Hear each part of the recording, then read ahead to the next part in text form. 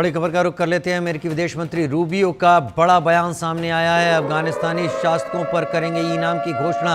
Laden की तरह अफगानिस्तान के शासकों पर इनाम की घोषणा करेंगे। अमेरिकी कैदियों की रिहाई को लेकर दिया बयान। अमेरिकी विदेश मंत्री के बयान पर तालिबान भड़क उठा है। लादेन की तरह अफगानिस्तान के शासकों पर भी हम इनाम की घोषणा करेंगे। अमेरिकी विदेश मंत्री के बयान पर तालिबान भड़क उठा है। अमेरिकी विदेश मंत्री मार्को रूबियो के बयान को लेकर तालिबान भड़क गया है। लादेन की तरह अफगान शासकों के ऊपर भी हम इनाम की घोषणा करेंगे।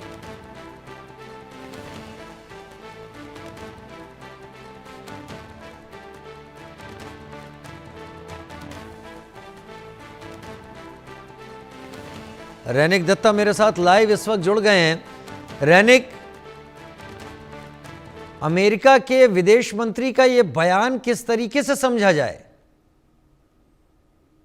देखिए, अमेरिका के जो विदेश मंत्री के जो बयान है, इस बयान में उनकी तरफ से जो कहा जा रहा है कि इनके सर के ऊपर भी इनाम रखा जाएगा। तालिबान का सर के ऊपर भी तालिबान की जैसे अफगानिस्तान के जो शासक है उसका जो सर के ऊपर भी इनाम रखा जाएगा। इस ये बोल सकते हैं कि एक थ्रेट के जैसे दिखा जा सकता है, क्योंकि इसके पहले जो दिखा गया था कि जो ट्रांसफर हुआ था दोनों देशों के बीच में, दोनों जोनों के बीच में, उसको देखते हुए ये एक चेतावनी अमेरिका की तरफ से दिया जा रहा है। ये बोल सकते हैं क्योंकि डोनाल्ड ट्रंप क्षमता में आने के बाद से लगातार जिस तरीके से अमेरिका का हुलिया, अमेरिका का बिहेवियर चेंज होते नजर आ रहा है, उसमें एकदम साफ है कि अमेरिका अभी एकदम खुल्लम खुल्ला किसी भी देश के साथ, किसी भी मुल्क के साथ वो चैलेंज लेने के लिए तैयार है। और ये जो विदेश सेक्रेटरी का जो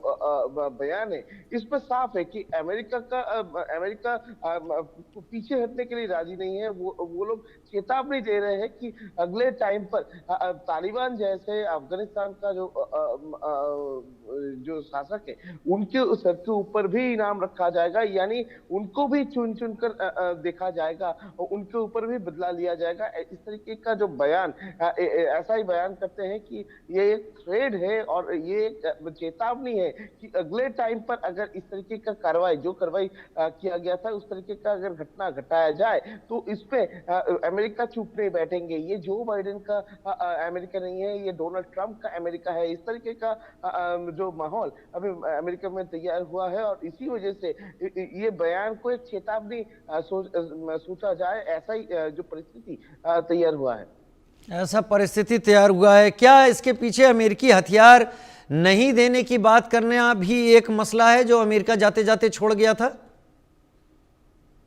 हाँ, एकदम ही अमेरिका का जो हथियार है वो नहीं देना, और उसके साथ साथ ही और भी जो दो लोग अभी भी उधर बंदी है, अफगानिस्तान में फंसे हुए हैं, उनको ना लौटाना, ये दोनों ही इसके पीछे कारण हो सकता है। और इसके पीछे कारण अगर बोल सकते हैं तो पिछले वाले जो घटना, ये घटना को भी याद करना पड़ेगा। पिछले घटना में रैनिक, कितने ऐसे हॉस्टेजेस हो सकते हैं अमेरिकी ओरिजिन के जो अभी तालिबान के पास हो, उनके कब्जे में हो, जिसके चलते अमेरिका का गुस्सा सामने आया है?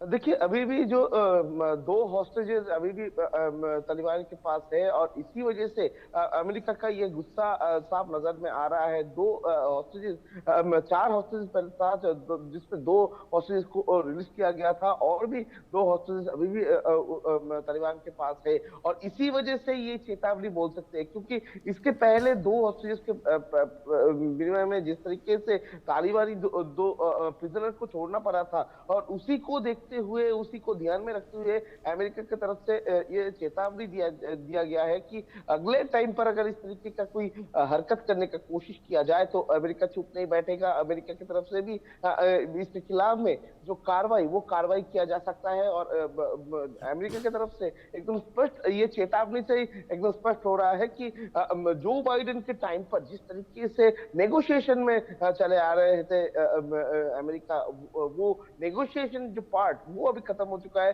डोनाल्ड ट्रंप के टाइम पर एकदम वो लोग फ्रंट फुट पर अमेरिका आ चुके हैं, और फ्रंट फुट पर आके ही इस तरीके का चेतावनी, और चेतावनी के साथ साथ ही कार्रवाई करने का जो मोटिव वो भी अमेरिका की तरफ से दिखाई दे रहा है, क्योंकि जो हॉस्टेजेस है वो हॉस्टेजेस को जल्द से जल्द रिहा करना पड़ेगा, और ये हॉस्टेजेस को किस तरीके से रिहा किया जाए और हॉस्टेजेस के विनिमय में दूसरा किसी ठीक। डिमांड ना किया